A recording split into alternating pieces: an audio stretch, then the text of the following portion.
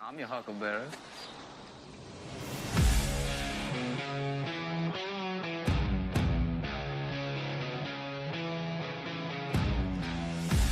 This is the Smoking Guns Podcast.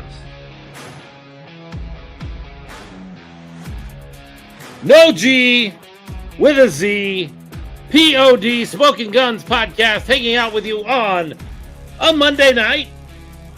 Certainly not a victory Monday night, but we're going to talk about that. You know what? It just depends. It was a victory if you look at it right. If you were just going to have a good time and have a great time and enjoy time with friends and hang out, it was a victory for you because you got to do that. Well, this is the Smoking Guns Podcast. I'm Philip Higginbotham. I'm joined, as always, by my good friends Leonardo Yamas. What's up, Smoking Guns Posse? And R.C. Woods. Hello, beautiful people. Mwah. And first and foremost, before we do anything else, I know we've all got them near to hand. We have to say a special thank you to Alex McSwain, who went out to Tucson recently and on his way back purchased mugs for all three of us that are Tombstone. He stopped off in Tombstone, Arizona, and purchased mugs for each of us. I'm your Huckleberry, which is that live quote you get right there at the beginning of the live show. And mine's got a silhouette with a lot of great Doc Holliday quotes from the movie Tombstone. And then Leo and RC both have their own versions of Tombstone mugs. Thank you so much, Alex McSwain. And hey, if you want to get a special shout out on the show, buying us gifts, it's a great way to do that. We will always talk about the people that give us stuff. Just kidding. We would talk about Alex McSwain anyway, whether he gave us stuff or not, because he's a great fan and a great friend.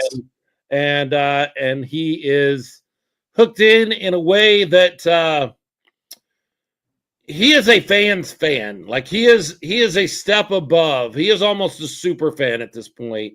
I think he is a super fan at this point. Yeah, I think so too. He is the one that scours social media and finds some of the information and passes it on to Leo and I that gets to you via the show. Some of that, a lot of that is Alex. Yeah.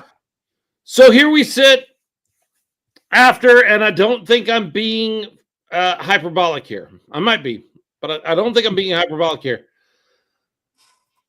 A few weeks ago, we beat Tucson, and I think I said at that time that it might have been the best the Gunslingers have looked ever when we beat Tucson. Well, this particular time out, we lost to Tucson, and it might have been the worst game I've ever seen the San Antonio Gunslingers play, period. Bar none. We feel your pain, no doubt. Absolutely rough. Agree.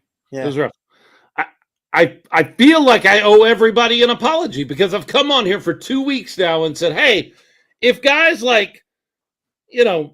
don't get into fourth gear and they just kind of run in third gear, I get it if some of the guys do that.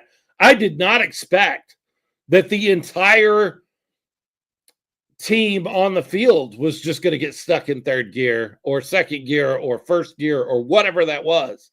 I did not think it would be that widespread, but I can list the guys I feel like gave full effort on one hand. I have to say I agree with you as much as it sucks that I agree. And look, I've said it for 2 weeks and I'm not going to backtrack now. I understand the mentality. However, if we're all going to go into the game with that kind of mentality, it's going to be a rough July. Like the rest of the month is going to be tough. We've got a game against a really good Jacksonville Sharks team coming up. If they don't find a different gear, that's going to be awful. And then Arizona comes into Freeman. That's going to be rough. There's got to be some other motivation out there. And I realize it won't be everybody that finds it, but I've got to see some different motivation than we saw on Saturday night. Tucson is, look, I'm not even going to lie. Tucson's not that good a team. Right. They should not have beat us this way. Not in our house. Not anywhere. Right. Not anywhere. Like, yeah, I don't know. And I'm in a rough position because I've said, hey, I'm not going to judge people if they do that. But as an organization, and I don't want to say organization because there's a lot of people off the field that did an incredible job on Saturday night, and I don't want to throw them under the bus. So the team, the folks on the field, as a whole, I think they let down the Gunslingers faithful, and a rough night to do that because it was a great crowd, it was a large crowd, and they spit the bit as a team, as a whole team. Like I say, Yeah, I can tell collectively. you, I'm not going to go through and name them, but I can name the guys I feel like gave full effort on one hand. And when you're talking about 21 guys, that number should be higher than 3, 4, 5. Absolutely. And there's one guy in particular. Actually, there's two guys in particular that are very likely to be mad at me when I say what I'm going to say, but I'm just calling it the way I see it, and I've always done that. The next 3 games are imperative, are very important for one player on the field. That's Joaquin Collazo. He gets the opportunity over the next 3 games to learn and grow and get better with almost no pressure on him whatsoever, because you're not going to change what happens one way or the other. Right. Mm-hmm. I got to see better than Saturday. And I think Joaquin understands that. I think Joaquin probably left the field on Saturday night feeling very disheartened with his performance. I hope he did, because he should, because it was rough. That opening fumble was just the beginning of what was a very rough night. Started it all, yeah. And people have bad nights. You get one of those, just you can't continue down that road. Or my whole idea, 2 weeks ago, I think it came on, and I said, I'm sold. I'm ready for him to be the Gunslingers quarterback next year. I'm still there.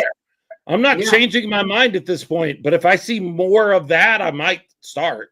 But right now, I think it's just a bad game. It was just a bad night. It was a bad night all the way around. Yeah. You know, I agree. We've talked about that before. And, you know, with Collazo, you take the bad with the good. You know, we've talked about it being his rookie season and you're going to make mistakes. But yeah, it is a little, what's the word? Frustrating might be a little bit of a too harsh of a word. But, you know, you see him make these decisions, or you know, these turnovers, turn the ball over, fumble, and the interceptions, and then you see him on another play. Like I'll give it up to him. There was one place where he's throwing dimes, and he threw a perfectly thrown ball to Gibbons, who was covered, but it was just perfectly thrown to where only he could get to it on a crossing route. And it was just beautiful. And so like you see these moments where it's like, yeah, that's the guy. That's the guy Right. you want under center. And then you see these other moments where it's just like, you know, you need him to, this is time for him to kind of grow through that and gain experience and hopefully, you know, limit those mistakes as his career moves forward. Yeah, my point is not, you know, what a terrible quarterback. I can't believe this is our guy. Right. This is a hiccup. Right now, I'm willing to write this off as, hey, this was just a bad game. This was just one of those nights that you go out and you have a bad game. Nothing goes right. I love certain aspects of the movie. Keanu Reeves. What am I thinking of? The Replacements. The Replacements. One of the best things that comes out of The Replacements for me was I had never heard it before this. It might be a normal sports thing or football thing, but the idea of quicksand. One thing goes wrong, and then you're trying to fix that one thing or make up for that one thing, and something else goes wrong. And before you know it, you're struggling against quicksand and you're just sinking. And that's just kind of what Saturday night felt like all the way around. From the get-go, though. From the get-go. Oh, yeah. First play from scrimmage. But I do see a glimpse of a good quarterback and a good leader. He just has to refine it. Yeah. And I hope he does that. Well, and again, it's one of those things, like it's part, and maybe more than I'm giving it credit for. Sometimes it's just bad luck. Look, we've all seen quarterbacks that have trouble with a snap, and it bounces straight down to the ground and bounces right up into their hands. And they're able to continue the play and at least, throw the ball away or run for a couple of yards or something like that.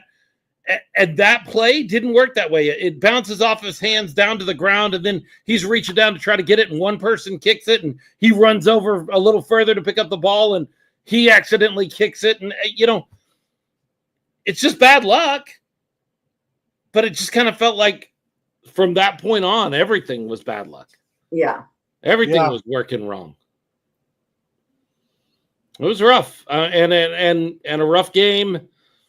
Across the board. The one thing we found out as we arrived at the building, and Leo and I already, because of Alex McSwain, already had kind of a primer for it. We get to the building and find out that Clifton Duck has left the team. He got an opportunity to play in Europe, which, I mean, hey, if somebody's going to offer you a chance to go live in Europe for a few weeks and play football, who's not going to do that, especially in the situation Gunslingers are in right now.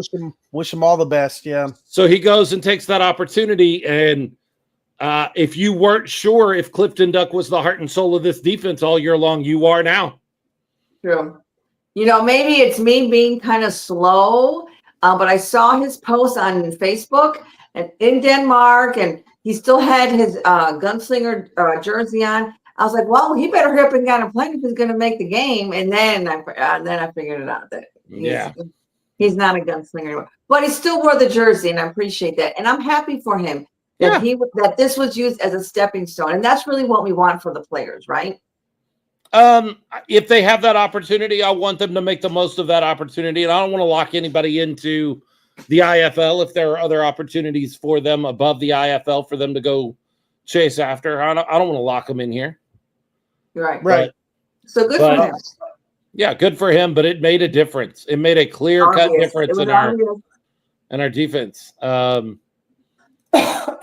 Speaking about Joaquin Collazo, Alex McSwain says, I find it ironic his performance against Tucson in Tucson was probably one of his best performances. His performance Saturday was one of his worst performances. I think that is absolutely accurate. I think that is 100% accurate. Yep. It is what it is. I mean, it was bad. The game really hinges, if you want to call it that, because it was already pretty far gone anyway. But with 2 minutes and 18 seconds left in the second quarter, the play that kind of buried it, the play that really ended the game for all intents and purposes, was the pick six. Mm-hmm.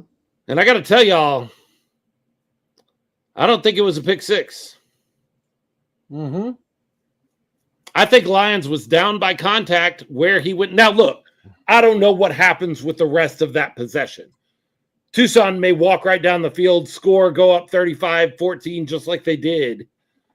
But I want the opportunity for my defense to stop things. And when you go back and watch that play, Naquan Murray and Lyons make contact with each other as the ball arrives. No foul, both going for the ball.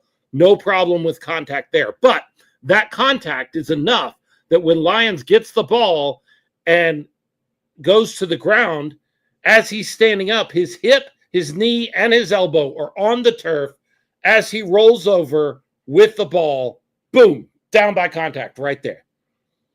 Play should have ended there. And I don't blame the officials for that matter, because they let the play go, not being 100% sure they saw what they saw.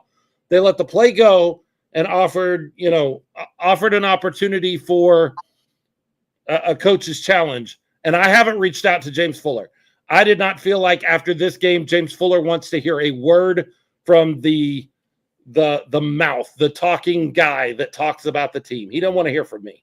And so I didn't reach out to him about this because I don't expect that he wants to hear from me, and I'm going to honor that.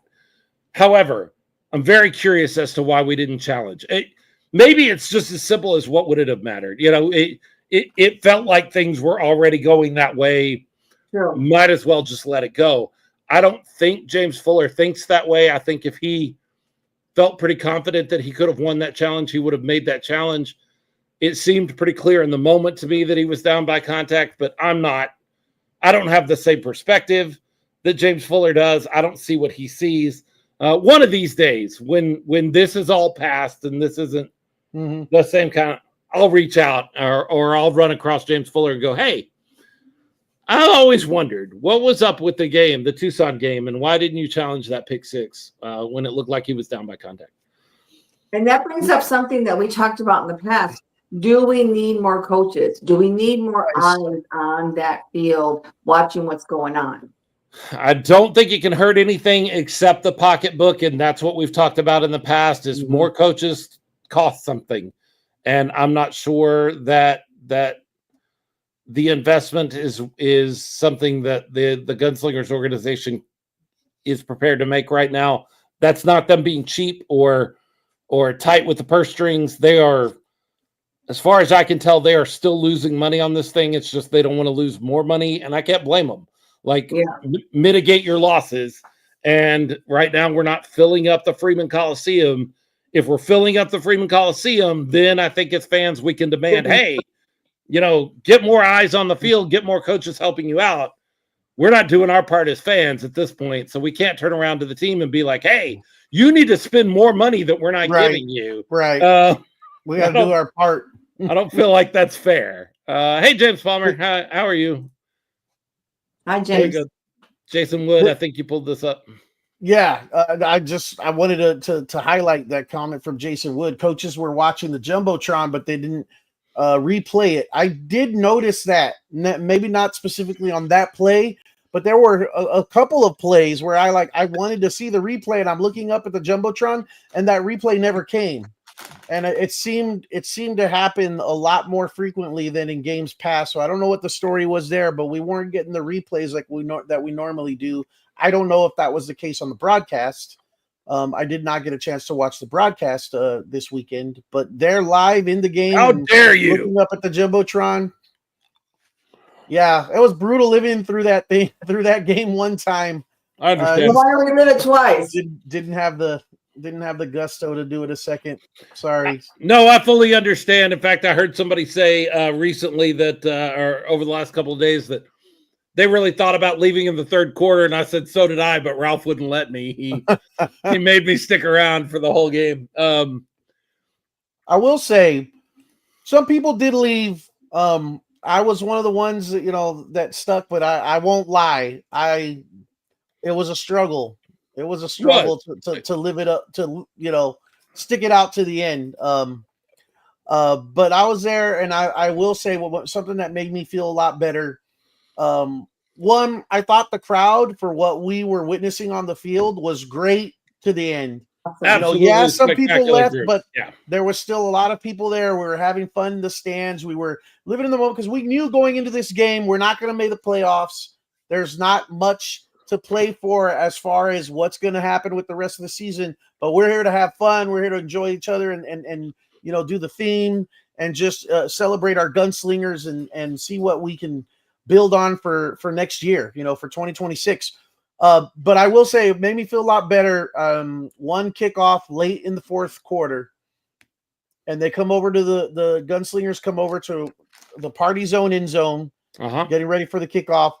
And, there's a couple of players still high-fiving the fans, and Riverius Rivers walks up to me and to a couple of people standing next to me, and he says, I want y'all to know that I really appreciate y'all sticking with us to the end. And, I appreciate you hanging in there and being with us. And he said, somebody's going to get hit real hard this drive. And I was like, I want to see it, Riverius, and that was great to hear from Riverius, and made me feel a little bit better about it, the whole situation. But I got to give kudos to the fans that hung in there. There were quite a lot of them, and still going strong toward all the way to the end. It was great. And having a great time. The experience is more than the game on the field. I had somebody on our Discord, not our Discord, but a Discord that covers IFL that I was on, say something about how they wouldn't come to the games anymore, or they were thinking that maybe people shouldn't come to the games anymore. Why?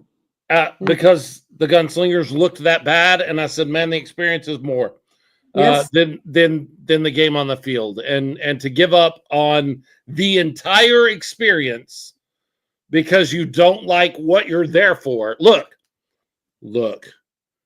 you can't tell me you love, some people do, I don't. You can't tell me you love graduations or weddings, but you go not because of the event that's happening, but because of the experience around the event. And this is the same thing. Like, nobody loves sitting through high school graduation. No, I don't know anybody. Teachers and students don't like going to high school graduations. They go because they have to, or they go because they're graduating.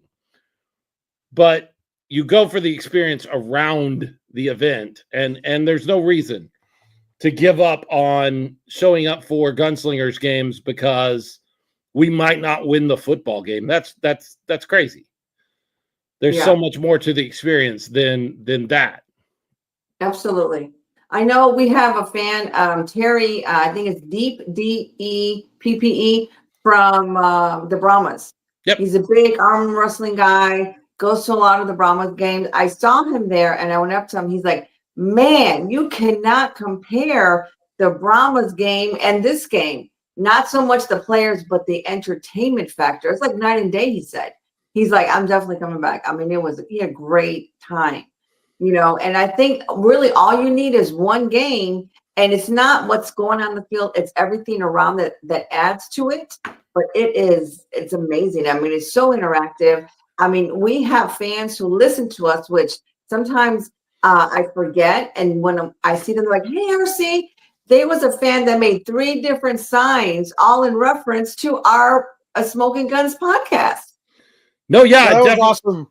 I definitely want to talk about her. I'm pulling up her name right now because I made a note because I was like, I'm going to forget. I know her first name is April, but that's not good enough. And now I can't find my notes app. But so anybody who knows, everybody knows this feeling. I'm sitting up in the booth before the game. I'm getting ready for stuff. And over the table, because you come up the steps and there's a table right there. Over the table, this head pops up and she goes, are you Philip from the podcast? And I'm like, are you a process server? Because I have answers based on what you tell me. And she's like, she told me her name. Her name is April Trotter.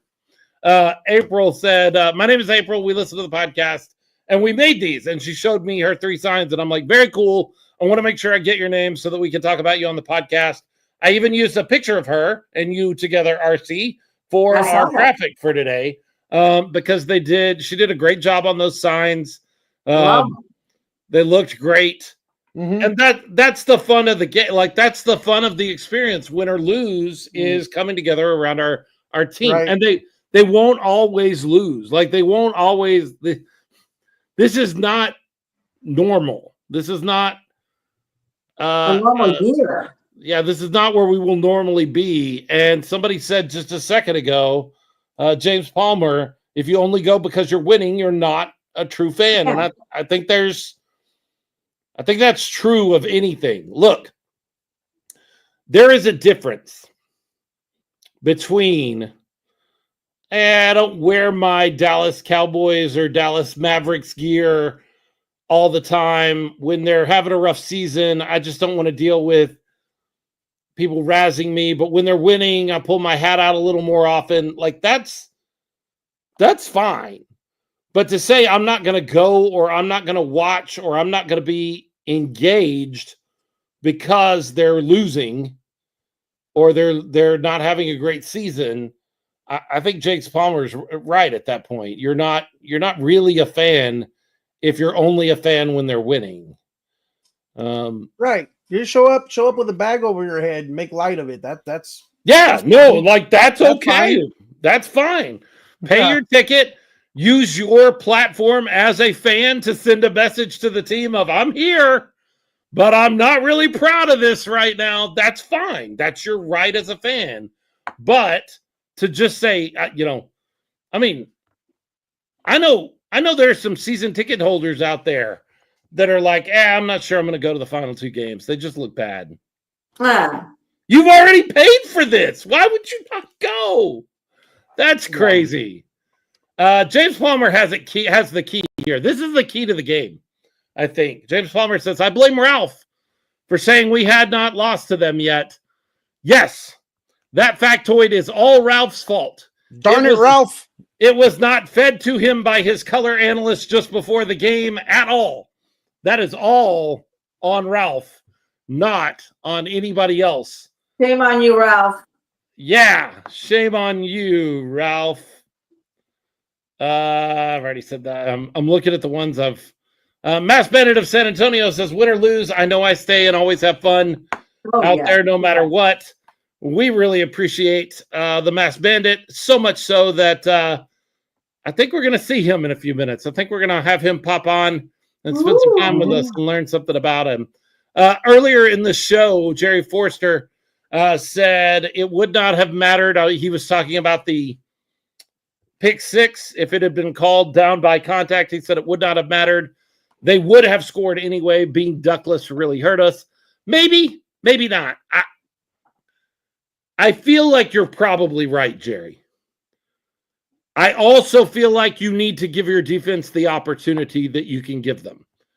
And that would be giving them 40 yards to stop them instead of giving up 7 points. And so I would have rather seen the challenge there.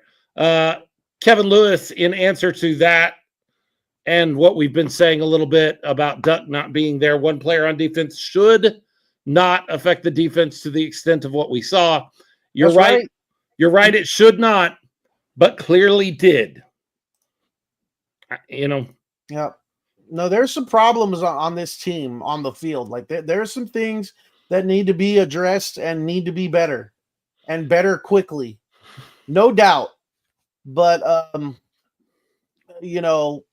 what we're trying to say here is it's not that we accept that as fans, but it's not the entire experience. What makes these games special as a Gunslinger fan is the entire experience and the fan interaction and the community of Gunslinger fans that has been built, as I call, the Gunslinger posse. It's really, really something special that you don't see at a lot of sporting events. It's unfortunate the way things have gone for our team this year and seem to be, at least this week, getting worse. It was really, really bad. There's no arguing that. It was bad. It was bad, but we still managed to have fun. And that's what makes this community special. Kevin Lewis. I do it for the kids because 2 of the kids that I had interviewed their dads for the football camp, they were both there. I took pictures with them. And then also for the cheerleaders, one that we sponsor ended up taking a picture with her and her dad. They loved it. Just seeing those girls' faces with the pom-poms and just everything. It just really encompasses what true community really represents. I'm not a big fan usually of negativity toward our Gunslingers. However, Kevin Lewis's analysis of the game is just spot on and really funny. He says, our offense is offensive. I like it. Play calling is terrible. The defense probably ran intersections on the way home because they can't spell stop. Wow. He had a point, at least in this game. Chase Risman coming in here as a Spurs fan. There are no such thing as Spurs fans anymore. Yeah, go Spurs, go. I'm a Spurs fan. False. Chase says, Philip, as a Spurs fan, I don't care if you root for your Mavericks, but if I ever see you wearing NBA purple and gold, I am defriending you. Buddy, you're not going to see. Look, I have made much of my new philosophy on sports and the fact that I don't hate teams anymore. I don't see the point in it anymore. And so I'm giving up on that. No, I hate teams. But if I ever start hating teams again, there are some teams that are right there on the edge that will be first to go over.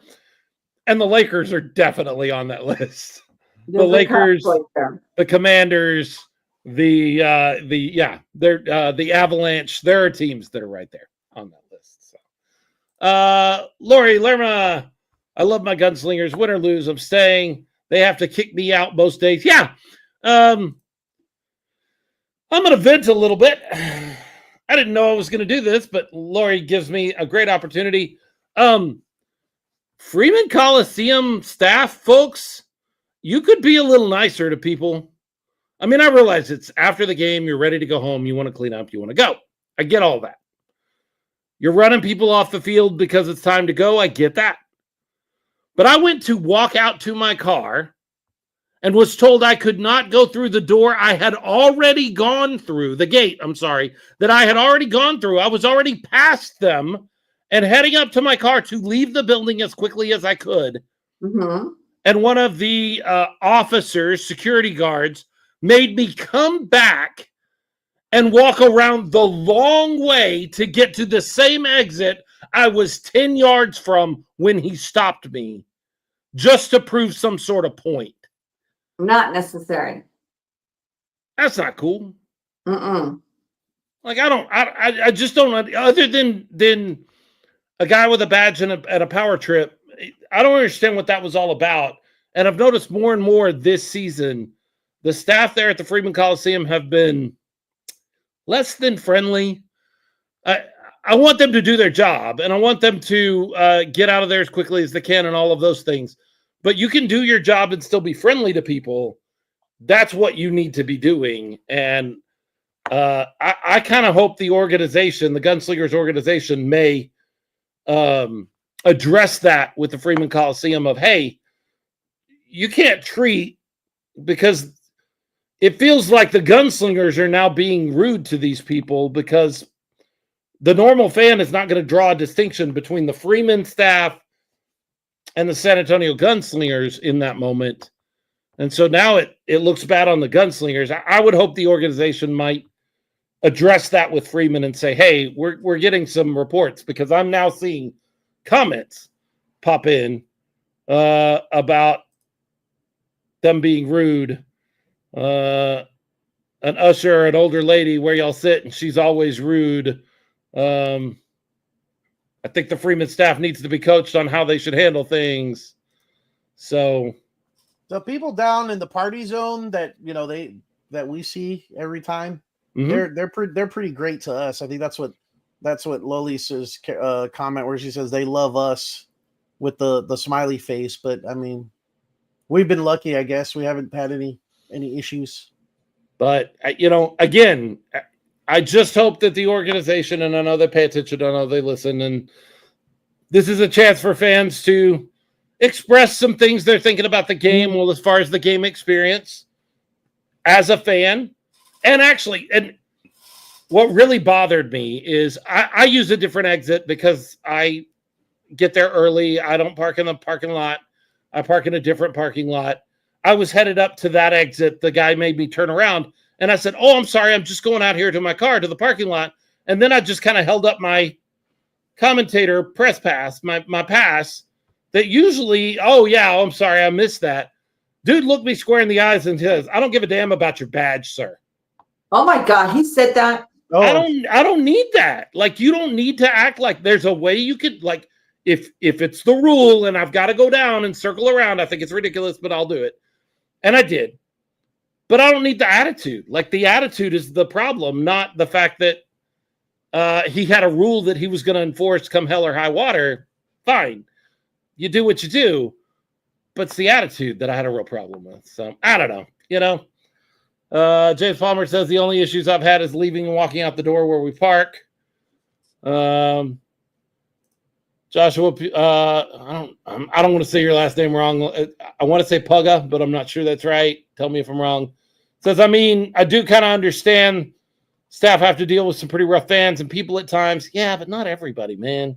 Honestly, in this setting and this group of fans and friends and friendly being there, I think we're all pretty chill compared to everybody else. Jordan Stubing, that's crazy. Next time, call me.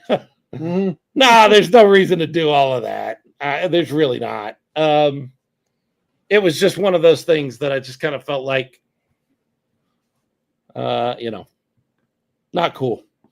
And it's been happening more. It seems like it's been happening more this season. So maybe the organization wants to deal or have a conversation with Freeman about, hey, you can't treat people like that. It feels like we're treating people like that, and that's not how we want to be known. Right. If that sort of thing is going on, for sure. That's no excuse for that. Yeah, I know the difference, and but Michael Benjamin says, I can definitely say the security staff doing injury checks are very respectful. That's great. That's great. I had to bite my tongue because he said, I don't give a damn about your badge, sir. And I almost spit back, well, then I don't care about your badge. And I can hear it coming. That could have gone poorly. Didn't want to go that direction. That could have gone poorly. Somebody already on a power trip is probably not going to respond well to that kind of talk. So, Jason Wood saying Weston had to deal with an issue just to get in, and that's crazy. He's part of the organization. Like that's Wow. Any case, that is just a blip in what was overall, a great experience and a great time. I mean, the game. Go ahead. No, I'm sorry. I was just saying when I want to share something about the game experience that I experienced for the first time. But go ahead and finish your thought. No, I was done. Go ahead. Okay. I just want to give a big shout out to Tucson Sugar Cookie number 33. Oh yeah, Trey Henry. Yeah, my buddy. So he was the one who got called for a personal foul, or after the play, and they were him and I didn't see the lineman on the Gunslinger that they were shaking each other, and he wouldn't let go of his shoulder pads, and he just wouldn't let go of them, and they were like, honestly, our guy was just trying to back away from him and get out, and he's just grabbing him, and he's angry, and so then the flag flew. Because the refs even came up to him, gave him plenty of opportunity to let go. I mean, the ref was standing right next to him, and he still wouldn't let go. And then finally, a couple seconds later, he did with a little bit of a shove.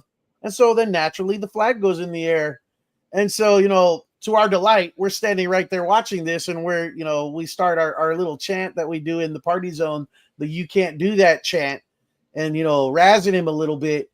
And then as they're lining up for the next play, and he's lining up on the line, as he's getting into formation on the line, I yell, "Calm down, Henry." And you know what he did? As he gets into formation, once you're down, you can't, you're not supposed to move. So he takes his hand, puts it right behind his booty, and gives me the one finger salute for saying, "Calm down, Henry." And I thought it was great. I was laughing. We were all laughing there because everybody saw it. Everybody saw it. He tried to be kind of sneaky about it, but it was right there in perfect plain sight where all of us could see. And I gotta give him a shout out on our show for that. Thanks for that one finger salute you gave me. It's always fun when the players on the field interact with us as fans. Even those kind of interactions, those are fun too, right? At least he was listening. He was listening to us. Yeah. Well, I mean, obviously you were making an impact, which was what you were trying to do anyway. And it wasn't a super serious impact. He wasn't seriously upset and giving you guys the finger and yelling and screaming at you like some coaches in the IFL have done with some fans recently out in Iowa. But y'all were playfully ribbing him, and he turned around and playfully gave y'all a little grief back, and that's fun. That's fun. That's acknowledgement. Sure. Yeah. Sure. Yeah. I thought that was great. And I was like, I'm definitely going to have to give him a shout out on our show for that one. Well, for a very long time, we have interacted with and been watching and impressed with super fans all the way back since we first started our first show way back in the Commanders days. But we have not, I don't think, seen anybody that has been a super fan who has been as consistent as our guest tonight. The Masked Bandit of San Antonio is here with us. He is a Gunslinger fan and a football fan. I know I've seen him post from out at Brahma's games as well. And he is joining us. Masked Bandit of San Antonio, how are you doing tonight? Hello, Philip. Thank you guys so much for having me on here. I greatly, greatly appreciate this very, very much. But I'm doing all right, man. I'm here at home, just relaxing. I was watching a live stream on YouTube while I'm watching y'all guys. So Okay. And now you're on. yes, ma'am. Hello, RC. Hello, Leo. How y'all doing? Doing good. Thanks for joining us, man. It's great to have you on the show. You're one Thank of you. you're one of the true, red, white, and blue fans of these Gunslingers from, every single game. You're out there and not just enjoying yourself with the fan experience. You've become part of that fan experience. And man, I gotta just give you lots of respect and props for what you do. Yeah, well, thank you, man. I really appreciate that. I always try to do my best that I can for everybody. For the families, for the kids. I always try to do my best to make a great experience. For the team. I'm not official yet. Hopefully, I will be official soon enough.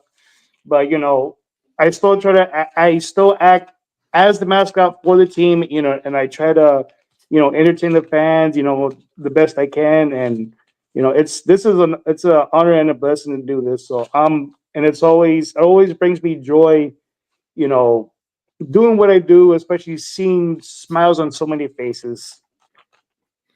How did you get involved, or how did you start this passion for being such a super fan for not only one, but all of the sports here in San Antonio? Well, I actually started doing this like around 2013 in November, and I was just strictly like all Spurs, just all Spurs from there on. And then after a while, I was like, you know what? I think I want to do something a little bit different because, in my opinion, I think the other teams that we have in this city, again, my opinion, I don't think that get enough love.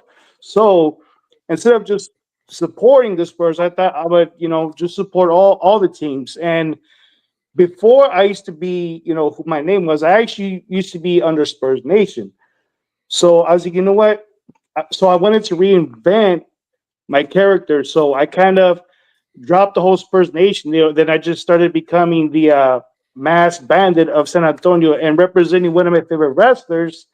And not only that, also represent the teams, from this team, the Spurs, the Missions, UTSA, SAFC, so. That's awesome. So you could say that you started out as a Spurs fan, but you realized that you could grow and become something more than a Spurs fan. And I appreciate that. I recognize that that's possible. More Spurs fans need to understand they can grow and become something better, right, Leo? You don't always have to be stuck as a Spurs fan. No, there's a lot more to be fans of, but not saying being a Spurs fan is a bad thing. Yeah, well, I mean, so let's talk a little bit about the San Antonio Gunslingers specifically, since we kind of focus on that. Let's drill down on that for a second. You interact with fans and organizations all the way across San Antonio, from the Spurs to the Missions to UTSA to the San Antonio Gunslingers and even the San Antonio Brahmas. Is there something different about this fan base or this organization that you would highlight, or you kind of see differently than those other organizations or fan bases that you deal with? So from this, I didn't know, to be honest, I never really knew anything about this team. until late in the summer of 2022. I was told about him by, well, he goes by Captain Brahma. So Yeah. I actually checked out one of the highlights, I think under YouTube, and I saw the highlights and I saw what this team was about. And I was like, well, you know what? I think I got to start. I think I definitely got to start coming and checking out this team. So when I first went to my first game, I think when they faced it was in 2023. It was the first game in either March or April. Was it the Sharks or I forgot who was it they faced? It could It have was been. There were only like 6 other teams in that league at that time. Yeah. So you got a real good shot at like Sharks, Cobras. the Cobras. There you go. What's the Cobras? It was Cobras first. Yeah. So I think what I love about this team and what made me become a fan of this team now this team being my number one team, I think it's because of how they allow how they allow fans on the field for free. How you get to meet the players, you meet the cheerleaders, and then what other team that does something like that, especially when this team's always giving away something at every game. Yep. Giving back to the fans because that's what it's about. It's about the fans. That's what it's always will be about is the fans. So from all the other experiences, I just wish other teams would do that. But I understand, they have rules and all this stuff. But I'm just glad that this team is doing what they do for the fans because, like I said, that's what it's always happened and always will be. And that's what makes me have the love and appreciation for this team and why this team is officially now my number one San Antonio sports team. There we go. Number That's what we one. love to hear. Yeah. Lily Siamas asks a question. Rick, do any of the teams sponsor your gear, or are you just some sort of silent millionaire? Because you have a different outfit for every team, and you're always decked out. So how does that come about? I actually know nobody supports or nobody sponsors me or anything like that. So I just buy my own gear and I make it myself. Or sometimes if there's gear that's already made, I'll just use that and then I'll just just buy more and more on top and see what I can do. Because speaking of gear, I actually got a new hat. See that? Yeah. Ooh, Very look cool. at that. I had queued up a question in my mind about asking you about this hat. Look at that. Oh, Look at that that. is awesome. Gotta Killer. support the team and the six shooters because, like I said, they're one of the biggest part of this team that does so much, especially when they're out there dancing and cheering and interacting with the fans and everything.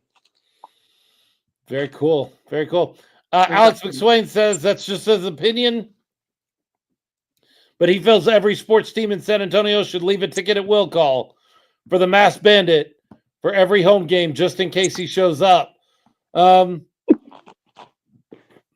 understand the spirit of that idea, Alex, but my question would be, how would they verify he's wearing a mask? So somebody could come along and snake his ticket from him if they wear their own mask. They're the Masked Bandit too. Lori Lerman says, let's talk about how he engages with the crowd, taking tons of pictures and making memories for lots of kiddos. Love it. I've seen, I sit all the way up in the top, right above that ring that you get to walk around for. It feels like most of the game you're up there in that top section walking around that ring, or at least half of the game, taking pictures with kids.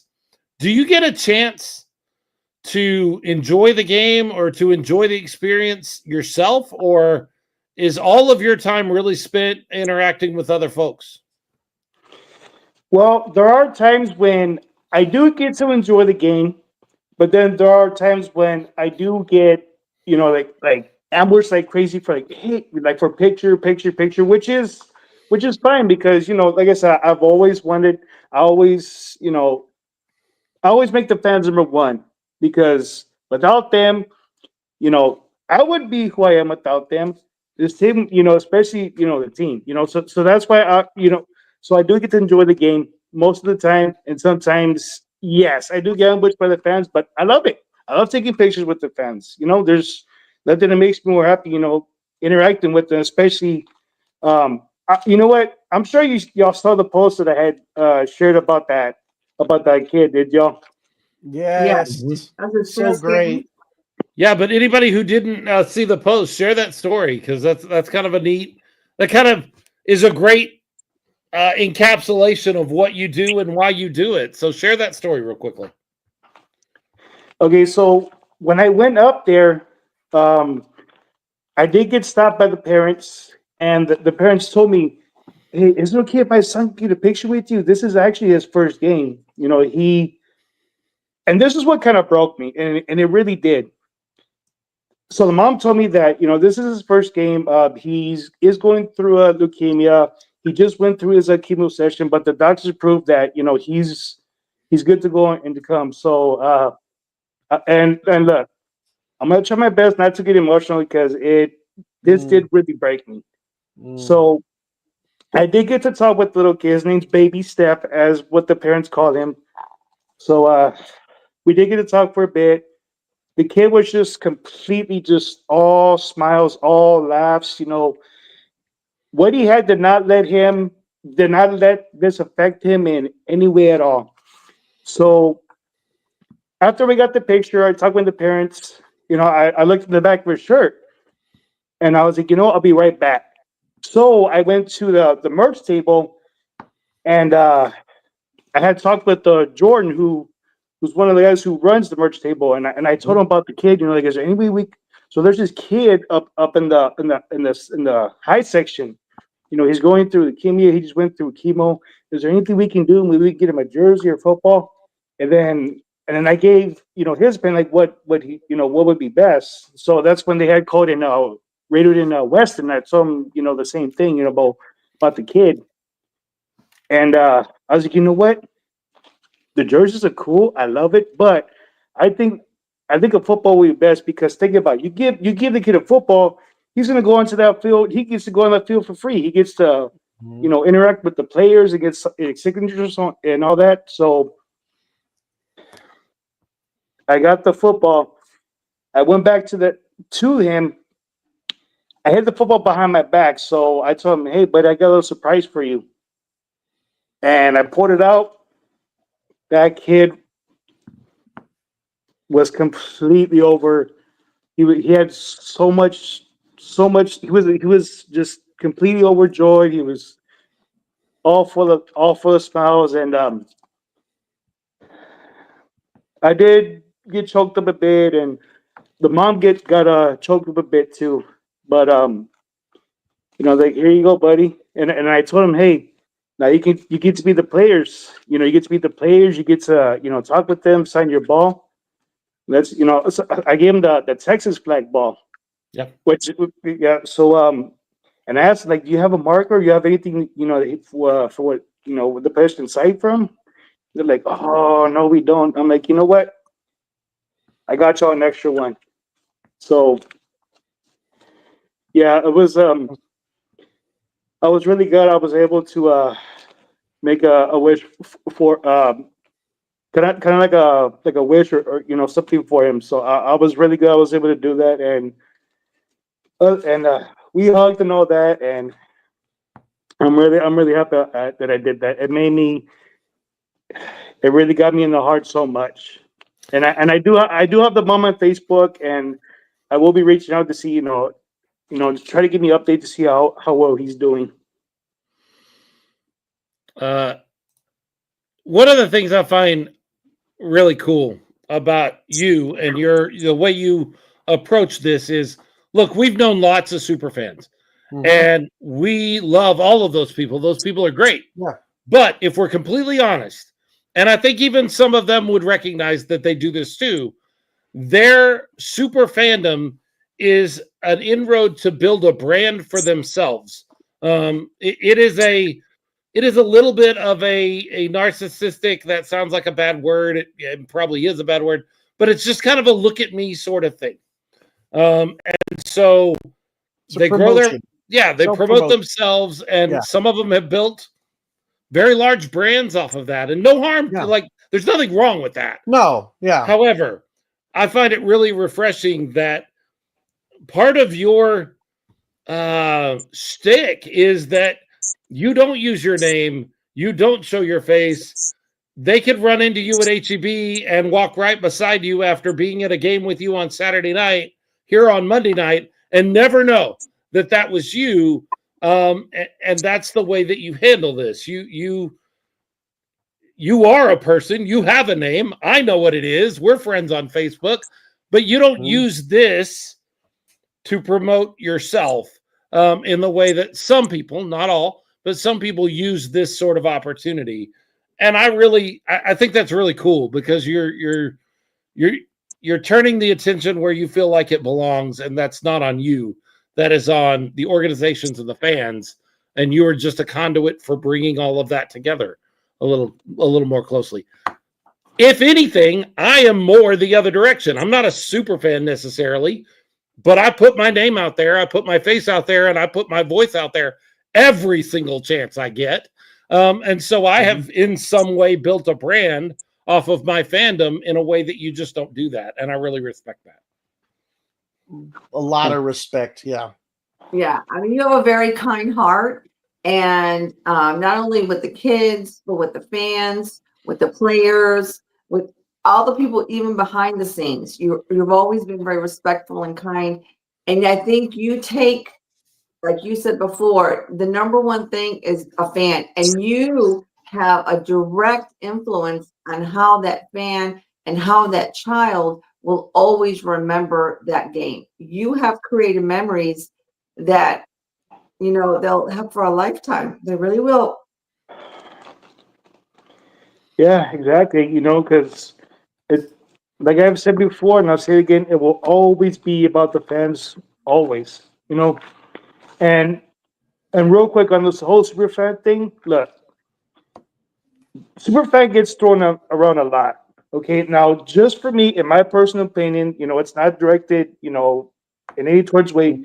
Right. I'm not really a big fan on that word because to me, it feels like I'm a bigger fan than you. I know more about you. I have more sports knowledge. Like I'm more crazy than you. Now me, I'm a fan just like y'all and everybody else. I get crazy and loud, and rowdy just like y'all do. But that doesn't make me any more different than y'all because we're all fans, and not only that, we're all family, cheering and getting loud and getting crazy together as a family. That's the way how I see it.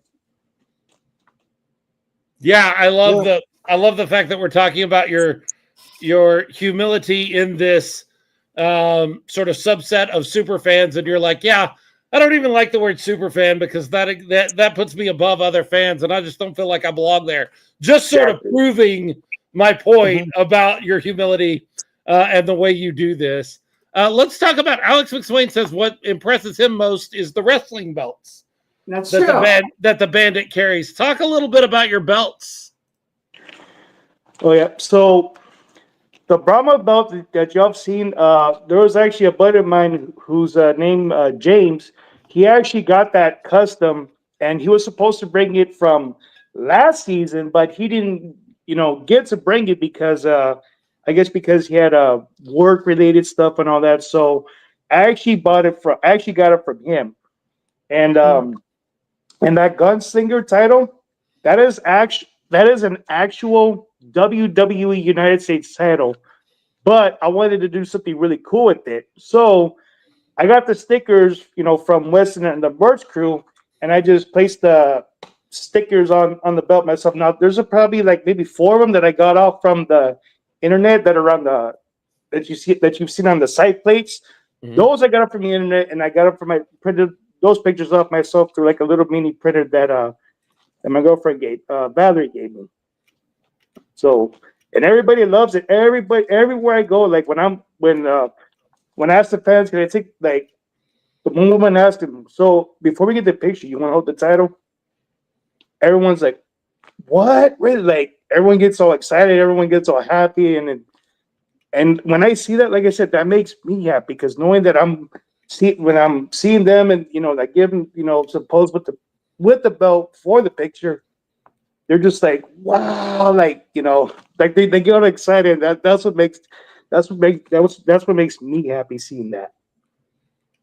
Right. Like, I give a shout out to your girlfriend Valerie, because she's always there to support you. She gets you some of those season tickets, and so a shout out to her because I know that she really supports you and she really cares about you. And she also is part of the super fandom with you because she's always there with you. Whenever you come to the games. Yeah, of course. I mean, there was a time why I didn't want to. Kind of wanted to stop doing this, but I had to look at the. I had to look back from the pictures that I took, and I was like, you know what? I wanted to stop this, but after seeing the pictures that I've taken, I can't stop this. And now that she's even encouraged me. I'm like, hey, you know what? This is what you love to do. This is your passion. Don't stop doing what you're doing. I know you may have fallen off, but don't stop. Keep going. Look at all the pictures. Look how happy you make people. That's your purpose. Keep going. And if it wasn't for her, I wouldn't. I probably would have stopped doing this. But I gotta, send a shout out, send my love and shout out to her if she's still watching. I really do thank her for this. yeah, man. I mean, I gotta give it to you, dude. It's just like so much respect and love for you as a fellow fan, and just seeing the love that you have for San Antonio and for San Antonio sports. I've seen you at the Brahmas games. We've seen you at the Missions games. Spurs games. I was all over the place, and just giving it your all. And as Philip has said, selflessly, not promoting yourself, but promoting the love of the teams in this town, and the love of just being a fan and celebrating together. Like, some of us, we go to games and we yell and we scream and you cheer for our team, and that's how we get involved, and that's how we get people around us riled up and having a good time. And the way you do that is you just take that a step further, dude. Like, you get creative with your outfits and create these custom masks and hats and Mhm. wrestling belts, and taking these pictures and making these moments with all these fans, and that's your way of cheering and stomping your feet and being loud and proud, and just encouraging those around you to do the same, and kind of unite as a community and a fan base. And I have so much respect for the way you do things, and I just really want to say thank you. And I'm glad that Valerie had that talk with you and encourage you to continue doing this if this is For your sure. passion. Because for real, man, I mean, if you can measure yourself in accomplishments, and you do that with like a dollar amount, or things that you've created or built, you could take all of that, but those things come and go. But memories and just the Mhm. impressions you make on these kids and other fans, and these pictures, and that stuff will last forever, man. And that's just that's something that you should be so proud of. And we see you doing that with all your heart, and just as hard. You go hard, man. When you go do this, you go hard, 100%. I've seen it. And much respect for you. Just gotta say that. We thank you for what you do. We Thank you. appreciate it. So Yes. one of the things you get to incorporate into your look is you get to take advantage of Jordan's fan jerseys. And so you have a lot of these. I was just looking through some of your pictures, and you have a collection that rivals mine and Leo's, and we have a lot of them too, and RC's. If you had to, if somebody said you can keep one of these and the rest of them are going away, if you had to pick a favorite, if I made you pick a favorite, what would your favorite fan jersey that you own be? Oh man, that's a tough one. It is. No, it's a hard question. I'm not lying. I have an answer, but I know it's not an easy question to be asked. Well, I think how about this? I think superhero wise, if I had to choose from one of them, from Spider-Man, Deadpool, and Batman, out of those, probably Captain America, and then the others would have to go. And then for the non-superhero ones, now that's a tough one because it's either with the Cali jersey I have, or that long, the long sleeve, like I think it's like a NASCAR jersey. That one is actually one of my Oh favorites. yeah, that one's cool. That was cool. Yeah, that'd be a tough one to choose between those two, especially because Kylie, he's the heart and soul of this team. Yes. But Yep. Yes. that would be a tough one right there.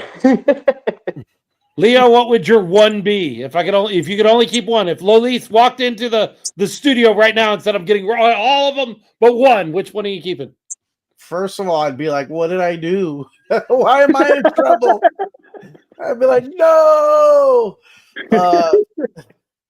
If I could only keep one jersey, wow. One fan jersey. Yours doesn't count. The one that we had made that says Yamas on the back, that's not a fan jersey. Right, That doesn't count. right. I got you.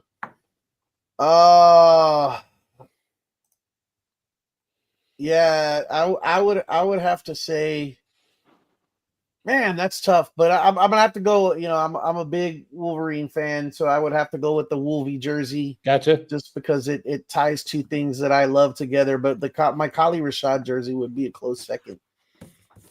Okay, before I ask RC, I'm not asking you yet because I'm not asking you yet because I'm taking a pen right now and I'm writing down what I think yours is, so that if I'm right, I can show everybody. RC, what would yours be? The 6-shooter one. Can you see it? Yeah. 6-shooter. Those are my girls. Absolutely. And anybody that's been paying attention this year to me on the show probably knows mine. It would be the military appreciation from this year. Huh?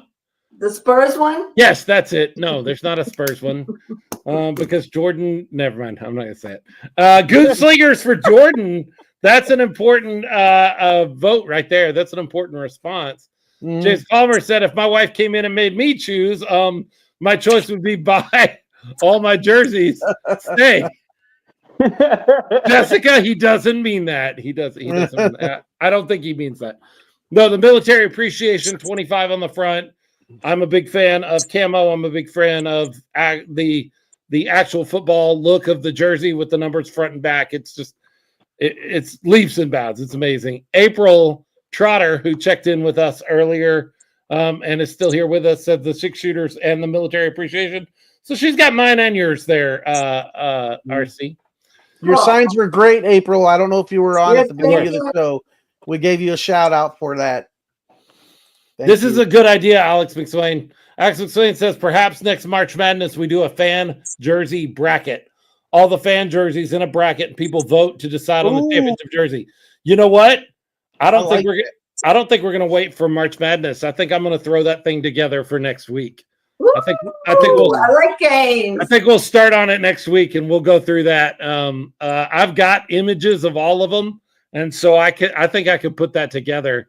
We'll do a fan bracket. Fan.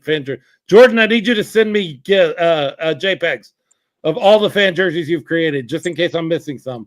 Because maybe we can do a jersey bingo. Bingo cards. Jordan says he counted his the other day. He's at 58, and believe it or not, he's missing some of them. Oh my gosh! Wow, that's how many jerseys he has. Yeah, that's how many of the different fan jerseys he has, and he's. I'm gonna have to go count mine. I'm gonna have to count mine. Yeah, me too. I want to see if I can beat Jordan. April Trotter says, looking forward to seeing a first responders jersey. Man, I don't think that I've even thought about the fact that that's coming, but that is coming or should be coming, right, Jordan? I have the date. The date is going to be July 19th at 5:30. July 19th. Yeah, absolutely. Y'all can see that. Well, Mass Bandit, you, as we're talking about the 19th, it's going to be one of the very rare games that you have to miss. You have something conflicting on your schedule, and you won't get to be there for that. You will be there, of course, in spirit. I know I gave you a hard time last week, a couple of weeks ago, and just drive up. You're going to be what, in Port Lavaca? No, you're going to be in Port Aransas, right? Yes, sir. 4 days. Yeah, just make the drive up. It's about 3 hours, and then you go back home. That's what I do every time we have a home game. Just make the drive up and then go back. It's fine. Yeah. Maybe I'll see if I can do that. Where can He's winking behind that mask. where can people find you, follow you, get in touch with your story? Because like you say, you don't just do this for the Gunslingers. You are at Missions games. You're at Spurs games, UTSA, Texas Longhorn stuff. You do lots and lots of stuff. So how can they follow you and stay connected with all of that?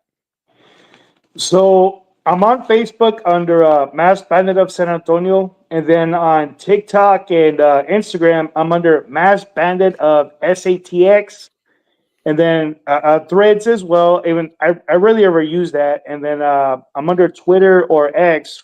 I couldn't use the whole name, so I just put the Bandit of SATX. Gotcha. We'll Gotcha. find him. Go give him a follow. He's the Masked Bandit of San Antonio. Thank you so much for stopping and hanging out with us. We have talked literally for like 3 years about how we need to have you on the show. Mhm. And in the midst of this game last Saturday night, Leo texted me up at the booth and said, I think it's time. And I said, absolutely. Talk to him and see if we can make that happen. It's time to have him on the show. And so we're glad we could have you. And let's not make this a one-time thing. Let's have you back again soon. We need to set up definitely.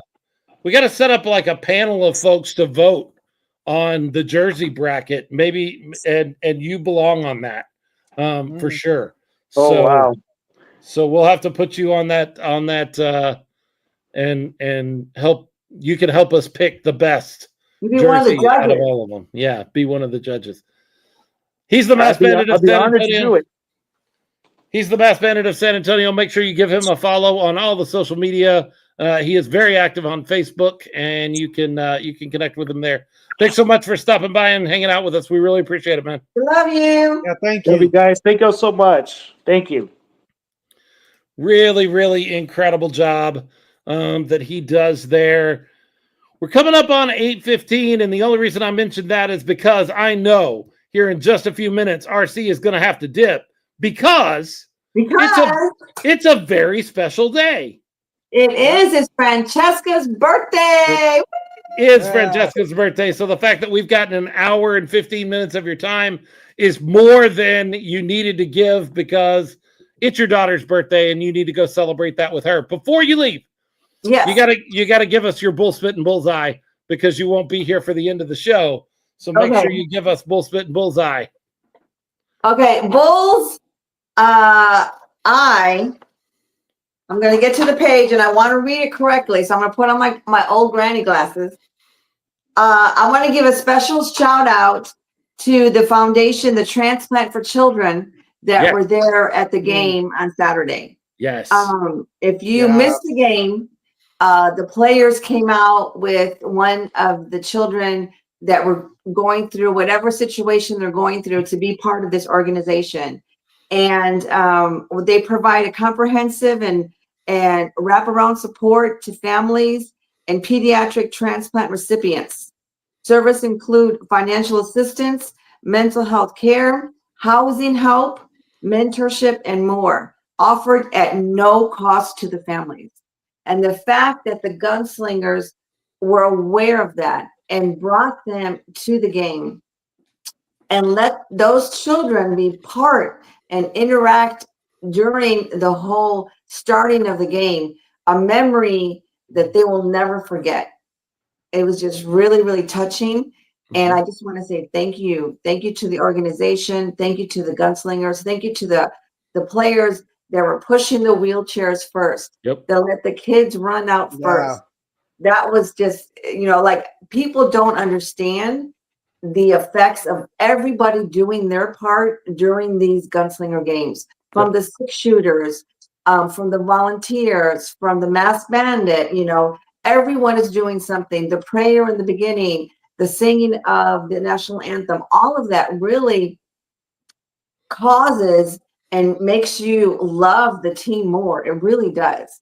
So that would be my bullseye. My Bulls fit out, we lost, but we already know that, right? But yeah, and so I hate to cut short, but like I said, I want to wish a very special birthday to Francesca. She's all of 27, even though she still looks like 18. You know, I'm very proud of her. Everything that She's she's accomplished. 27. Yes. That's Wow. not right. That math doesn't math. I've known you guys for 6 years or so, I and was she 10. was I was 10 when I had her. Is that better? Does that make it better? sure. Yeah, that all makes sense. The maths now. You know, No, we're not good with math on this show. We never have been. no. No. Happy birthday to Chessa, and you go Mhm. Happy enjoy birthday. spending the evening with her. You'll have a great time, and we will catch you up with you next week after the Sharks game. I'll be at the watch party. Hope to Oh see yeah, y'all. watch party, Sideliners Grill. Don't miss out on that. RC will be there. Bye, RC. Have fun Bye. at I assume dinner, but that's just my assumption. Okay. Talk Y'all to you have fun. soon. Bye. Bye. So now it's just me and Leo hanging out with you, and we get to talk about the real stuff. No, I don't know. I don't know what we're going to talk about that we haven't already talked about. I'm reading through some of these. Jaden Palmer went to high school with one of the kids that were on the field, part of his high school bowling team, and he came up to James Palmer and mentioned how awesome that experience is. Things bigger than football are happening, and Oh yeah, all the time. and it's great to be a part or be around. Well, I guess I'm a part of the organization too because I do the broadcast and whatever.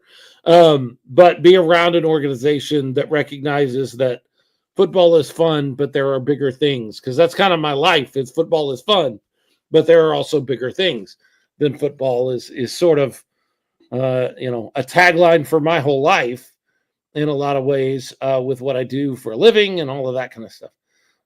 So to be around an organization that recognizes that as well is really, really cool. Go ahead. I would say, speaking on that, and I'm surprised RC didn't mention it. She's the one who told us about it before we started this show. This is where I was going too. Good call. Oh yeah, with things bigger than football, and this organization recognizing that and doing things about it. And in this case, actually one of our own being unfortunately affected by what's the very tragic events that we had with the flooding here recently in the area. And Tyler Huddle, thicker kicker, great guy, one of the exciting rookies on this team that we've talked a lot about, actually has people friend of the show. He's been here. His mom's been on the show. He's been on the show. Friend of the show. Yeah. Yep. He is out, boots on the ground, doing what he can to help the communities affected by the flooding. And yes, we have it here in the comments. There is a Venmo address that he's taking donations for, and those funds will be going towards help, towards all the help that's needed right now in rebuilding efforts, recovery efforts. There's still people missing, still people that have to be found, families torn apart. It's just devastating, extremely devastating. And I believe there are actually people close to the huddles that are part of those missing. Mm-hmm. And so our prayers go up for everyone involved, for the huddles and everyone else who is, I can't imagine going through what they're going through, but just a horrible, horrible event.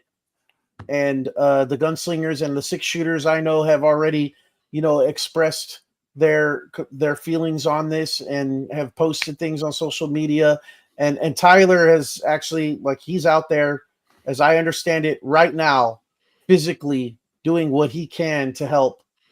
So prayers up for you, Tyler, and everyone else. But we definitely wanted to share this Venmo address here. If anyone wanted to donate to the cause, going directly to Tyler, and those funds will be going in the efforts of all the aid that is needed out there right now, which is a tremendous amount for sure. Yeah, that's up on the screen for those of you that can see it. And if you're listening to the audio only version, it's at Venmo. You can go to Venmo, Tyler Huddle 28. That's TYLERHUETTEL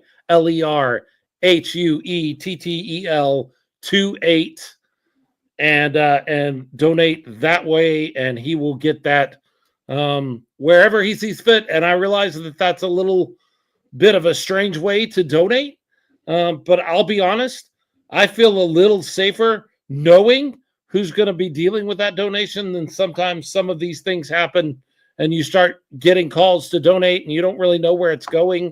I realize that in a way that's just going to Tyler's Venmo and he could do anything, but I also know Tyler and I feel like I feel safer and more secure with him using that money to do or to go where he sees that it needs to go because he's actually there in the midst of that situation. These kind of situations, I'm going to leave that up on the screen for a few minutes. Again, if you're listening to audio, it's at Venmo. It's Tyler Huddle 28, TYLERHUETTEL 28. I'm always reminded in these situations of the story, parable, whatever you want to call it, of the little kid and the starfish. Have you ever heard this story, Leo? No. Okay. So on a beach one day, there is the tide rolls out, and there are thousands, hundreds of thousands of starfish laying out on the beach. From as far as the eye can see in both directions, just starfish laying out, baking in the sun. This old man is walking along the beach, and he runs across this little boy. This little boy is frantically running around, picking up starfish and throwing them back into the water. He watches the little boy for a few minutes and then begins to walk that direction as this boy frantically runs from point to point to point, picking up starfish and throwing them back in the river and then running to the next one. He approaches the boy and he goes, "Little boy, what are you doing?" And the little boy says, "I'm throwing in these starfish. They're going to die out here." And the old man just kind of chuckles and goes, "Son, look up and down the beach." The boy stops for just long enough to look one direction and the other, and he goes, "Yeah, there's a lot." And he immediately goes back to picking them up and throwing them back out. Finally, the old man decides he's going to share some of his wisdom, something that age has taught him, and says, "Young man, you're wasting your time. All of these starfish out here are going to die in the sun. You see how many there are here. There's so many out here that what kind of difference could you possibly think you're going to make? Even if you work all day, you can't even make a dent. You're not really making a difference." The little boy stops and looks at the old man for a second, reaches down and picks up the starfish at his feet, throws it into the water and says, "It made a difference for that one," and runs off to the next one. We can't fix all of this. Like, there are folks still missing. There are folks that are being recovered. There are families that are torn apart, that have lost homes. We've heard the stories of camps that have been utterly destroyed. As the water has begun to recede, we are seeing pictures today of camps that people have spent countless years, decades, that will never be the same again. And we look at all this and say, how do we fix all of this? We can't. We can't fix all of it, but we can fix some of it. And we can do what we can do. And if more and more people will be the little boy instead of the old man in the story, we can do more. And so if that is donating your money, whether it's to your local church that has an account set up for donations, or to the Red Cross, or to Tyler, if it's going up when the time is appropriate to help with rebuild or recovery, or whatever that looks like, giving some of your time, if it's just your thoughts and your time and your prayers as people continue to recover, you can do something. You can do something, and you can make a difference for someone, even if you can't make a difference on this grand scale of this destruction that we've seen. I beg you, do something. You can't do everything, but you can do something. I'm going to climb off this pulpit now and go back to gunslinger talk. But yeah, Tyler Huddle is out there doing something, and there's an opportunity there to partner with him. And I am scooting up because I know Jordan said, I talked to him today. He's down there in the action and getting it done. So again, there is his Venmo if you want to get something over to him to help do something. Let's do something. What else? Hey, we got a game coming up against the Sharks. The Sharks of all people. The Guppies. Yeah. I don't like the Sharks. But it hurts me that we're going to go up against them. And you know what? It's just going to make the win that much better. We are going up against them with one arm tied behind our back, and that's in their house. And that's going to make the win on Saturday night even better. That they are riding high and trying to get into the playoffs. We are eliminated. We've lost a couple of players that we really kind of rely on. We have nothing to play for. And despite all of that, we're going to go into the VyStar Memorial Arena and we're going to beat them. And that's going to make it even better because we got a hand tied behind our back and we're still going to go in and beat them. Right, Leo? Am I wrong? No, you're not wrong. I believe. Jordan Steeping says, I don't like the coach. Lol. We have made our feelings on the coach, Jason Gibson, very well known around these parts. Jason Gibson, not one of my favorite people, did something in a game about 3 years ago, 2 years ago, 3 years ago, that I did not appreciate. I do not even against the Gunslingers. It was just, it hurt my sports fan sensibilities. My sense of justice and fairness were hurt by what he did, and I'll never let him off the hook for it. And he ended up winning a championship that year in the NAL, which goes to show, like fairness isn't all it's cracked up to be, I guess. But yeah. I want to see them go in there to VyStar Memorial Arena and win this game. I don't care what the record is. I don't care how bad we looked against Tucson. They got to win this game. They got to win this game. We do not get these opportunities to play Jacksonville often enough. No. You cannot waste them when you get them. We need to win this game. We do. Alex McSwain, got to watch out. Sharks are known to have an extra man on defense. Yeah, that's what I'm talking about. Yep. At the beginning of the season, we had this one circled and we were excited about it. And now the level of excitement is not where it was at the beginning of the season, I will admit, but that doesn't make this game any less important. Nope.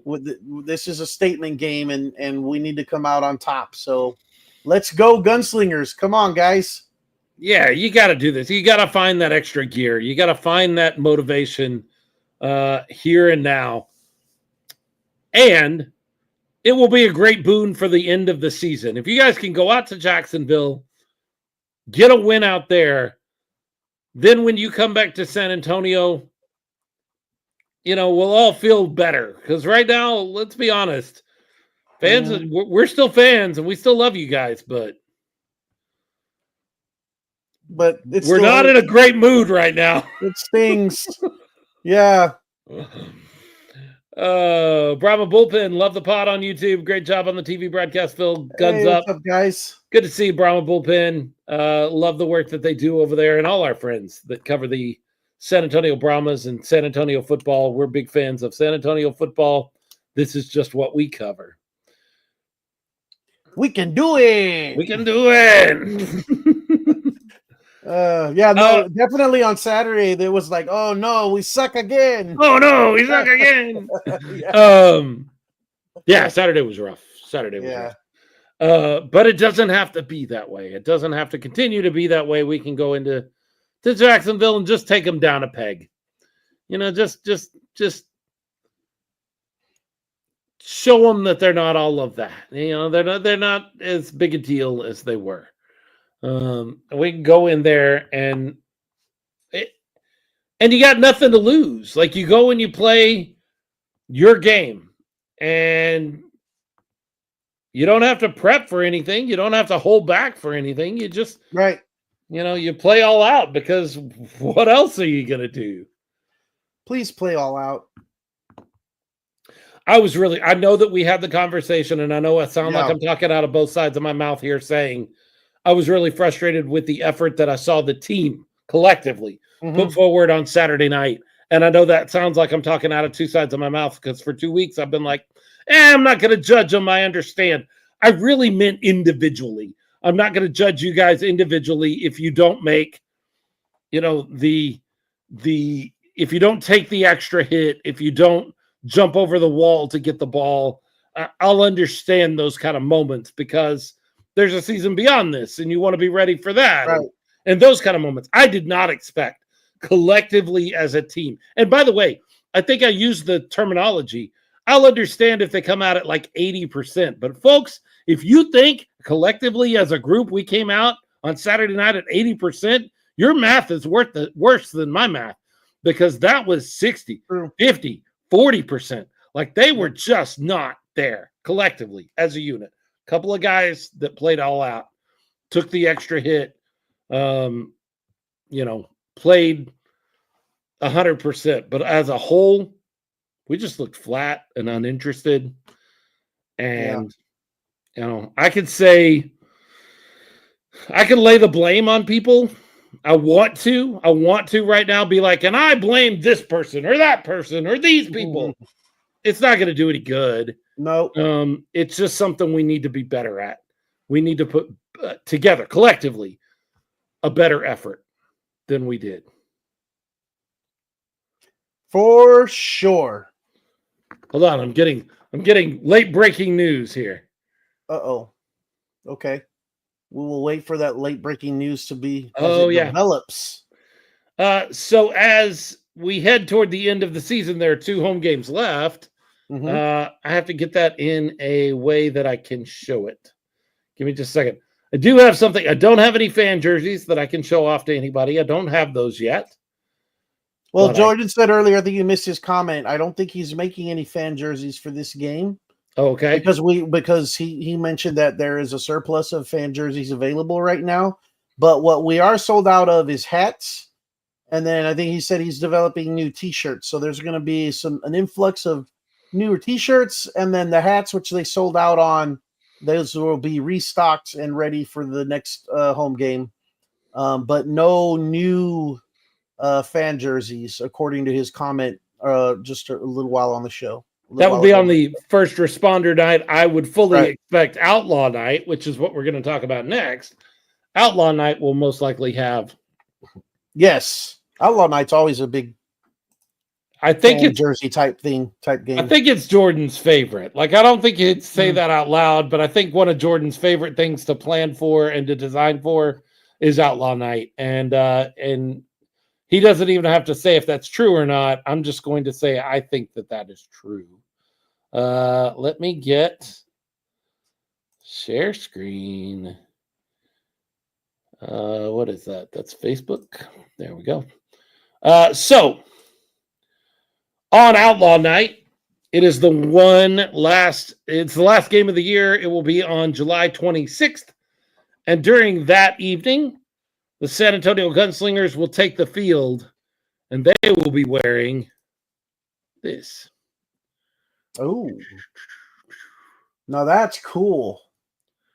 There you go. There is, can I make this bigger? Let's see here. I don't know how to make this bigger. I'm sure you can maximize that window, but there you go. That's bigger. There you go. There will also be a different an outlaw football, and I'm sure there will be. April Stubing says it's literally being Outlaw Night tattooed on him. I love, as a fan, I love this. Like, I'm a big fan of what this looks like as a fan. As a broadcaster, I am looking at these numbers going, ooh, that's going to be a long night. I'm just totally honest. Ignore the name. Ignore the name. No, we're not ignoring the name. We see the name, and that's fine. If I were the one making custom jerseys and ordering them, designing them and ordering them, you better believe one would come in every shipment that said Higginbotham on them. Every single one. Like, I'm getting my own jersey if I'm the one designing it. Great look. I love the look of it. Even as a broadcaster, I wouldn't change it, but it is one of those things that I'm going to have to keep those binoculars right next to me, because there will be a little bit of confusion on numbers as we go through the game, but I'll take it because these look great. I love the look. I love the stylized numbers. I love the pinstriping on the side, the pinstripe design that kind of reminds me of, an old lowrider, hot rod or something. Just the colors, the red, white, and black, of course, pop, and the Gunslinger logo on the shoulder, on the sleeve. Yep. I think that's pretty awesome. What is on the top of the shoulder? You just kind of see a hint of red up there. Yeah, I'm not sure what that is. But the guy that designs it is actually on the show right now. Yeah, he'll tell us this out loud. What is the red on the top of the shoulder there? Math Bandit said that would be cool if fans get jerseys like these at the game and could get their own name on it. That would be a little too much. That would be a tough thing to do. Jordan says if the producer follows the instructions, the TV numbers will be normal. That would be what's on the shoulder usually is called the TV numbers. But sometimes things get lost in translation. That'd be great, actually, because that is what faces us most often. Alex McSwain likes the number, and let me be clear, I like the way it looks. I'm just wondering, there is a real difficulty sometimes, and it's just part of the job. You just have to deal with it from time to time. I can remember going to a high school game, and calling a high school game where the team had white jerseys with white numbers, I've seen that. Yeah.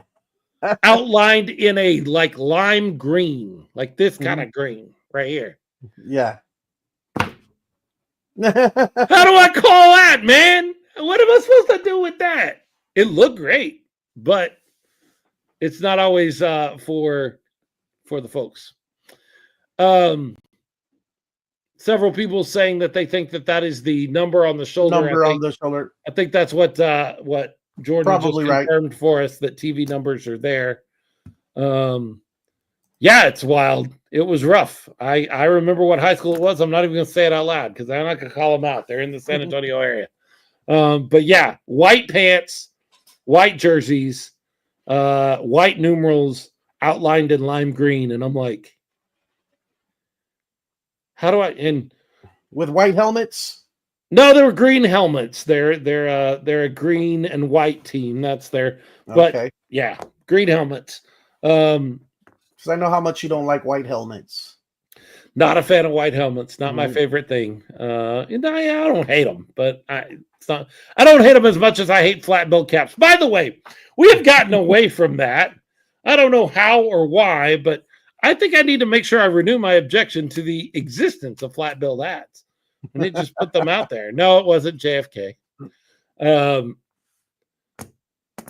James Palmer said, if I had to guess, I don't know why, I'd say Alamo Heights, but the green throws me off. Nope, wasn't Alamo Heights. They're in the San Antonio area, but not necessarily in San Antonio. It was someone on the rural outskirts of the San Antonio area, and that's all I'm saying. I'm not going to call them out. So, but it was a pain. Oh, and they were also slanted. They were not standard numbers. They were like italicized numbers. Italicized, yeah. I mean, it was real. They really went all out designing them. They look cool. When you looked at them up close, they look great, but not fun to call them. You have everyone trying to guess who it is now. I do. Crystal City? McCollum? No. Which, Well, he's saying wishes that the outlaw jersey would be like an alternate jersey that they could wear throughout the year. I agree. Those are cool. That very fine work there, Mr. Jordan Stubing. Yeah, they look great. I think those are going to look great. Very cool Players looking. are going to be really happy to sport those, I'm sure. Yep. Great look for that final game of the season. I know April Trotter mentioned just a second ago that she was kind of stoked about a first responder jersey simply because her husband is a law enforcement officer and was kind of looking forward to a first responder fan jersey. They will come. There will be a time that they exist. They just won't be for this one. Looking through to see if there are other. Nope. So get in your bullspit and bullseye for the week in San Antonio football. While you do that, I am going to talk a little bit about our Patreons. Our Patreons are awesome. They're amazing. They're my favorite people in the world that are not named Higginbotham.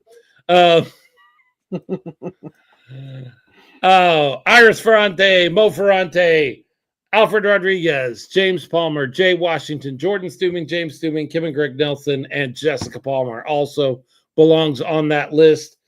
They are our patrons. They give a little bit of money each month to help us make the show go and pay our show bills. And then at the end of the year, which just happened a few weeks ago for us financially, we take what we have left over. And when it comes time for football camp and six shooters camp, we are there and available for any kids that want to go to camp and cannot financially make that happen. They get to, we get to the honor of supporting them and sponsoring them and sending them to camp. And if you want to be a part of that work, like those wonderful people I just read, you can be. Go to patreon.com/smokinggunspod. That's smoking OG, guns with a Z, P-O-D. And you can sign up at a $5, $10, or $20 level to be a part of the Smoking Guns podcast in that very special way. And we will praise you each show, but that's not, I don't think there's anybody on that list that cares that we read their name out every week. They do it for completely different reasons. So, James Palmer asking the important questions. Leo, did you get your jersey frame in? Yes, it came in on Saturday. All right. So they will be up next week. Although I haven't opened the box yet, so hopefully I don't open the box and find another shattered frame. Find it broken again. Yeah, absolutely. Bullspit and Bullseye for the week. Alex McSwain already in. Bullspit, the game. Bullseye, the cheer camp kids running around with the cheerleaders. That was fun. That is always cute.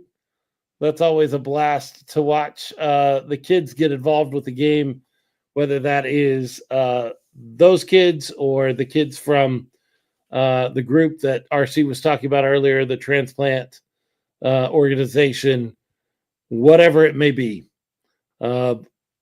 Always neat to see the younger generation get involved with the game and be a part of things.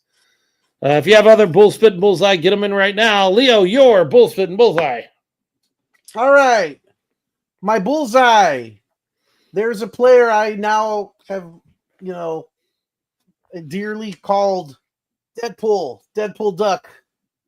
And Clifton Duck, my Bullseye is he's got an opportunity to play out overseas.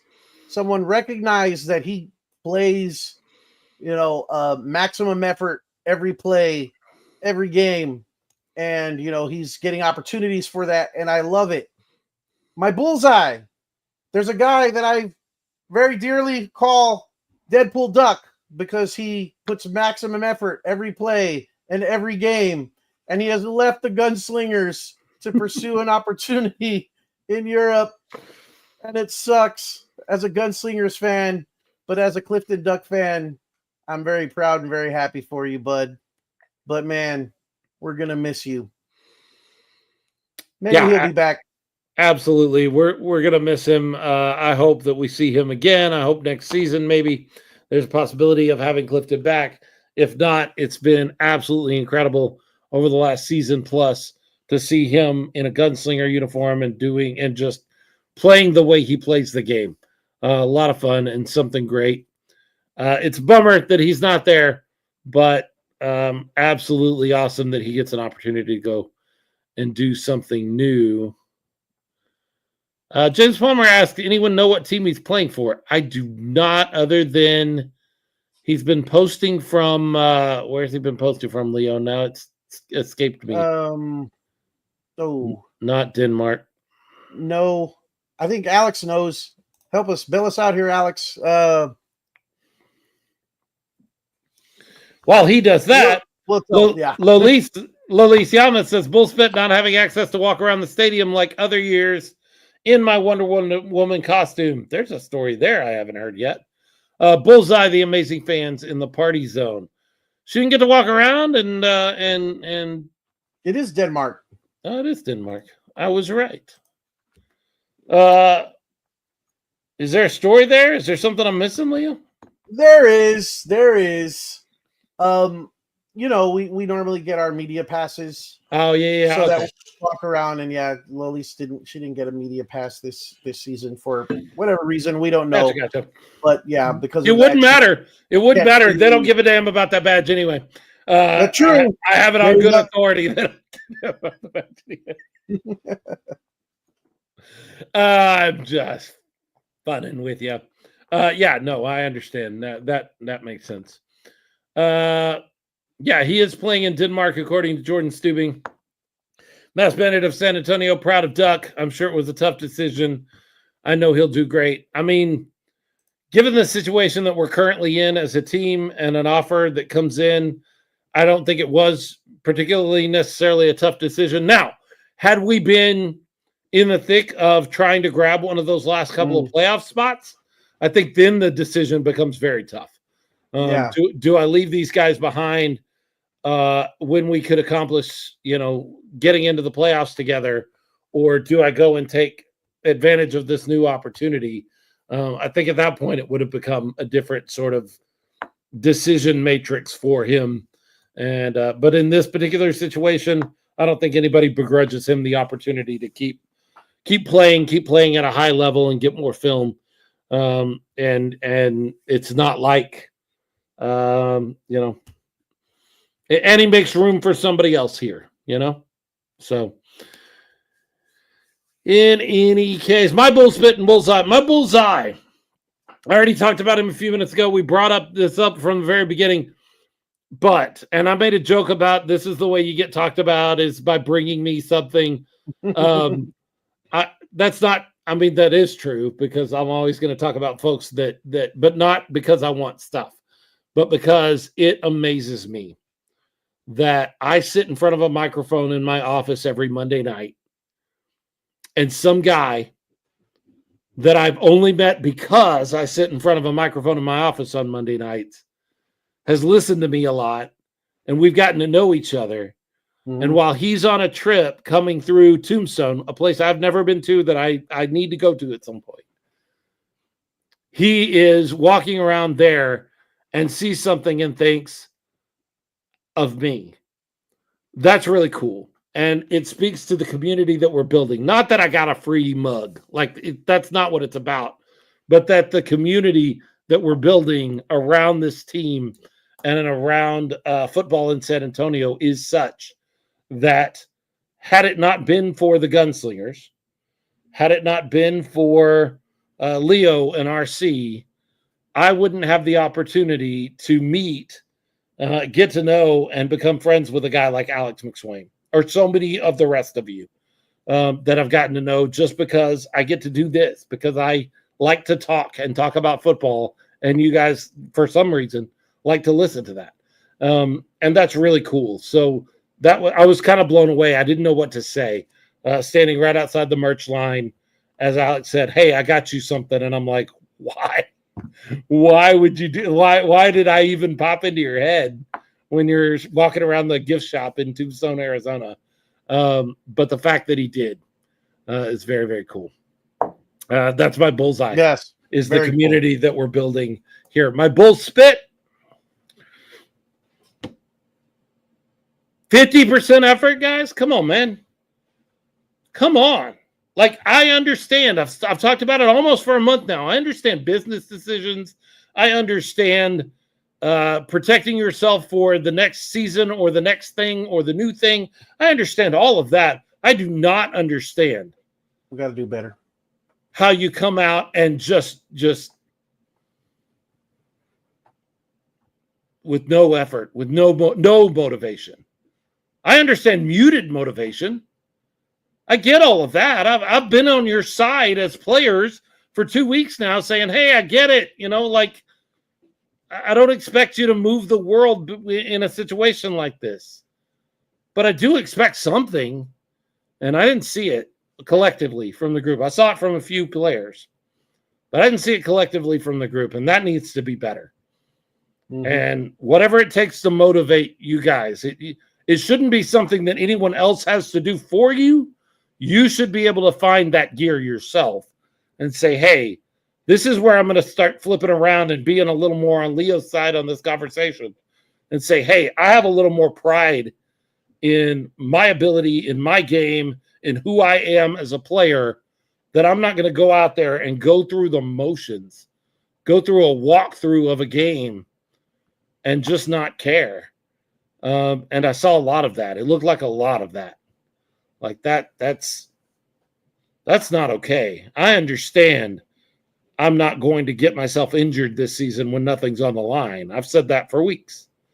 I do not understand I'm going to go out there and be a zombie and just go through the motions and, you know, we're going to get beat by 30 points to one of the worst teams in the league. I don't get that at all. I don't know how I can't imagine anybody walked off that field feeling good about that. No. They No better way. not have. They better not have. No way. Oh, that was rough. Like, the loss is bad, but a 30-point loss to one of the worst teams in the league, you got to have more than that. There's got to be more. I don't expect 100%, but I expect more than that. That's ridiculous. Well, it is what it is. Alex McSwain says he was driving home from the Tucson game, stopped in Tombstone, and remembered the "I'm your Huckleberry" quote from the beginning of the show. Mm-hmm.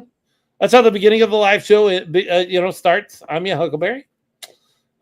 From Tombstone, when we did our movie podcast in the off season, we started with Tombstone because we all love Tombstone, one of our favorites.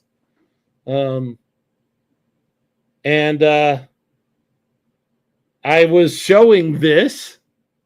Here's how you know people listen. I was showing this at the end of the game to James Stubing, and he's like, oh, I love that movie. And I was like, yeah, we do too. That's why we did a podcast on it. And he goes, I need to go back and listen to that. I'm like, your son was on it. Jordan was part of the crew that did that movie. I was going to say, Jordan was with us on that one.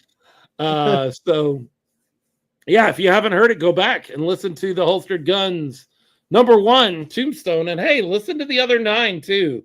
Yeah. They're there, and they're there for your enjoyment. You can walk through the fall and winter of movies that we had. No, we have not made any decisions about what that's going to look like or if that's going to be a thing this year. But we're still in season. We're still in mid-season form right now.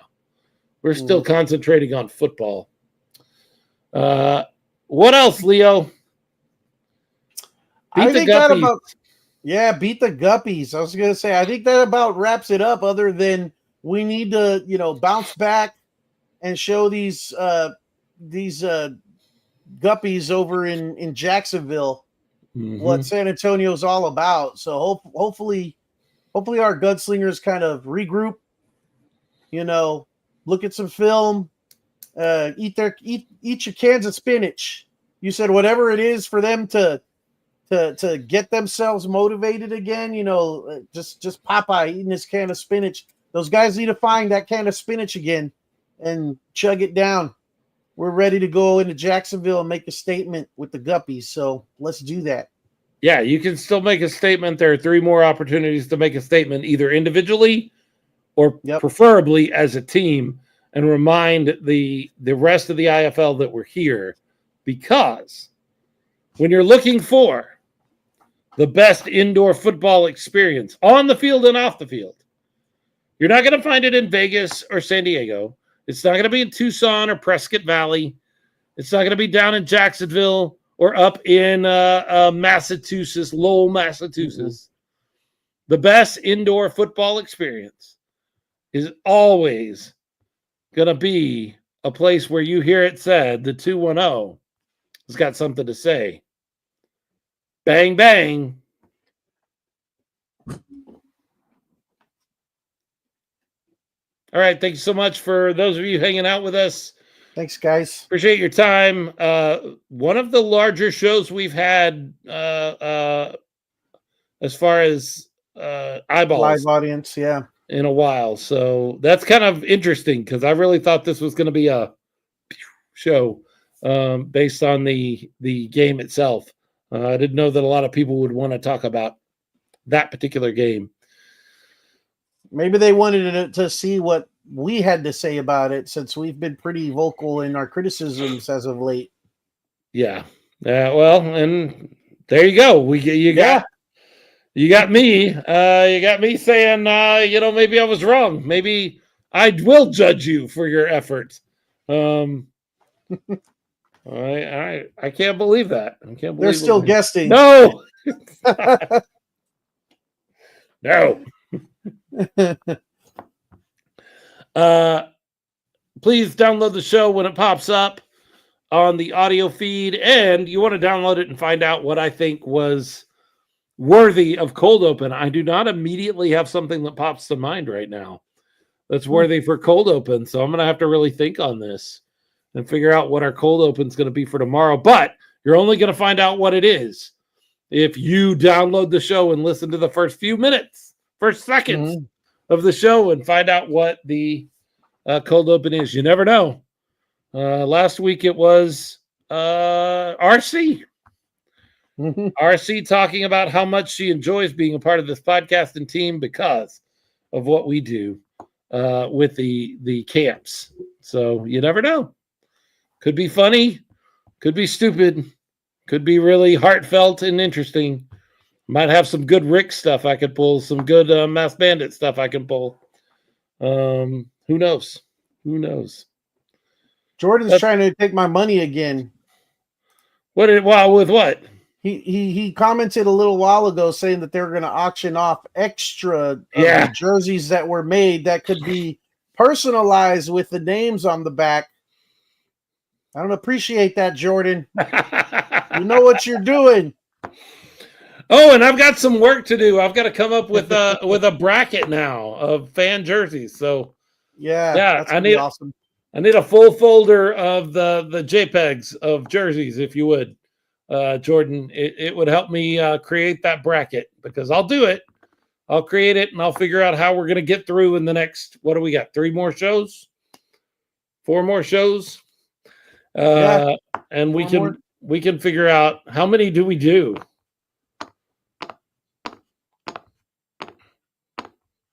How many are there? All the JPEGs. Jordan, how many fan jerseys are there? I don't know that we need to do like a 64. Surely we don't need to do that many, do we?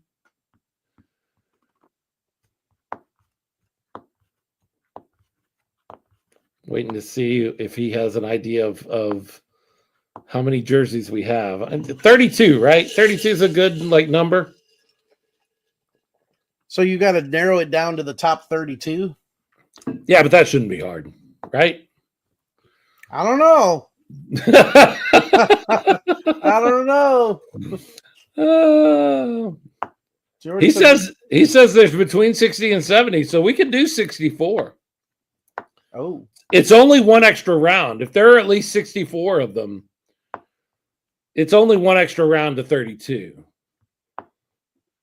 You go 64 to 32 to 16 to 8 to 4 to 2. So that's only one extra round if he's got 64 of them.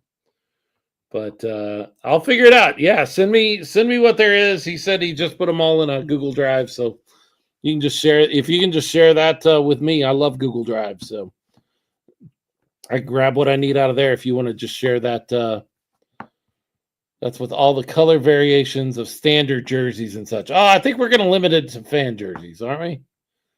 I'm not asking the question. We're limiting it to fan jerseys. We're going to do specifically the fan jerseys, like yes. like the Joker jerseys we're wearing right now. Yeah.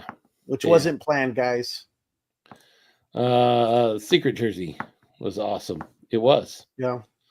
Very cool. We could say what it was. We could say what it was now, right? Yes. Yeah. RC totally hit on it immediately the other day. It was Texas Chainsaw Massacre, and she immediately, and I was like, how does she guess that? I was surprised too. All right. Good night, folks. Y'all have a great night. Make sure you download the episode tomorrow morning or tomorrow when it hits. It may not be the morning. I'm not going to lie. Y'all have a great night.